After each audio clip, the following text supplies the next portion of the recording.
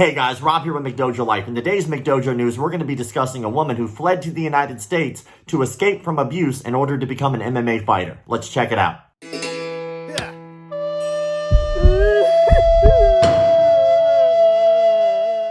A French woman who moved to the U.S. to escape an abusive relationship has begun competing as an MMA fighter after taking up boxing in hopes of reclaiming her confidence and overcoming the trauma of enduring physical and sexual assaults. Single mother Kira Sadi, age 32, was born and raised in France, but fled in 2012 to escape her former partner, who she began dating after facing years of abuse while growing up in the foster care system in Paris. The nursing student took up boxing shortly after fleeing her home country and says that the hobby has given her the confidence she needs to stop living in fear, because she knows that if she ever finds herself at the hands of a violent person again, she is more than capable of defending herself.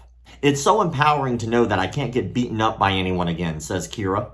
I'm no longer scared or traumatized. Now I know even if someone looks sketchy, I can take them down and knock them out. That feeling of strength is something that Kira was never able to gain throughout much of her life, having faced horrific abuse when she was just a small child and growing up without her birth parents. Kira was placed in foster care as a child. Her father was in prison for drug dealing, and she had no other family who were able to look after her. However, while in the childcare system, she had to endure shocking abuse, which led her to act out and look for support in all the wrong places. There was physical violence and sexual abuse, she said. My father was in prison for drug dealing.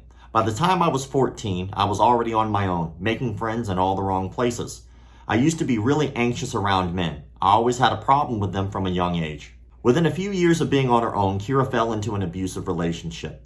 But in 2012, she decided to escape to Brussels, Belgium with her young daughter. From there, she headed to the United States in pursuit of new opportunities and to put distance between her and her abuser.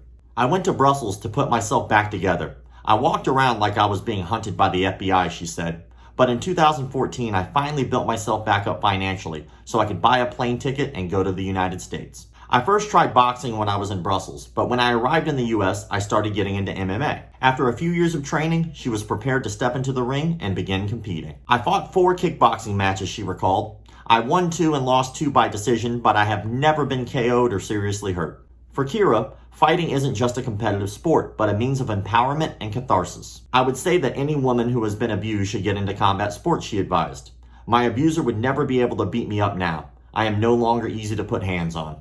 Now I can talk about things, and I'm starting over. The next step is to move away from Sacramento and to train at a very good gym. My ultimate goal is to train full-time while going to nursing school. I would love to have a boxing or MMA career. I just need to get into the right gym in a bigger city. Now, normally we cover pretty bad and horrific topics around here, to be honest. Let's just be honest, right? Most of the stuff that we comment or post about is things that are negative in the martial arts industry. So it's nice to be able to cover a positive story for once. Do I believe in her statement of saying she could take anyone down or knock anyone out? Of course not. Of course I don't believe that. But I don't think that's what she was really going for. I think that what she was really going for here was to be able to tell people and explain that, hey, she feels a little bit more empowered, especially coming from a history of abuse. I love being able to spotlight and show some of the more positive things in martial arts, and I think this is one for sure. It was someone who escaped a history of abuse, not only from being abused as a child, but being abused as an adult as well. She has a young child. She was able to take that young child out of that abusive environment, come to the United States, going to school as a nurse, trying to make a better life for herself and her child. I think this is a great story. If you follow the page and you check out our McDojo breakdowns, you'll know that we have a scale for judging how bad something is in the martial arts industry based on what we call the Dillman scale.